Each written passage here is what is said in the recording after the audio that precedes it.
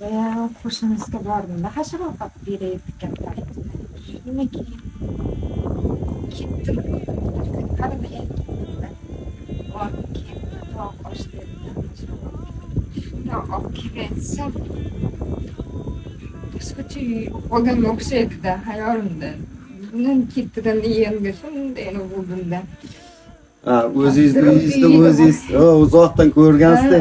Uzoqdan ko'rib Drudiga borayotganga o'xshab qoldim-da. Yo'q. Shunday boshqacha ko'rgandim, o'zim hayratlanib shunday bo'lib ketdim-da. Ta'sirlanib ketdim shunday.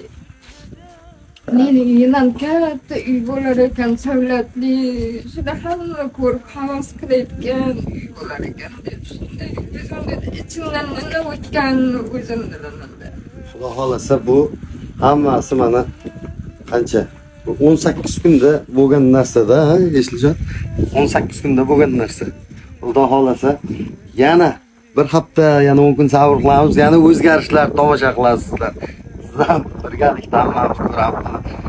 Xalqimiz har turga qarashyapti. Mana shunday mehrli, saxovatli insonlarimiz bor ekan. Bu mana qanday yaxshi-da, zo'r. Xudo xolasa bitadi, uylaringiz ham zo'r bitadi. Saz qo'shilgan uyim shunday qad ko'tarib, tonlarini yoqilganligini ichimdan oldi. Xursand bo'lib keldim-da. Allohga behisob shukur.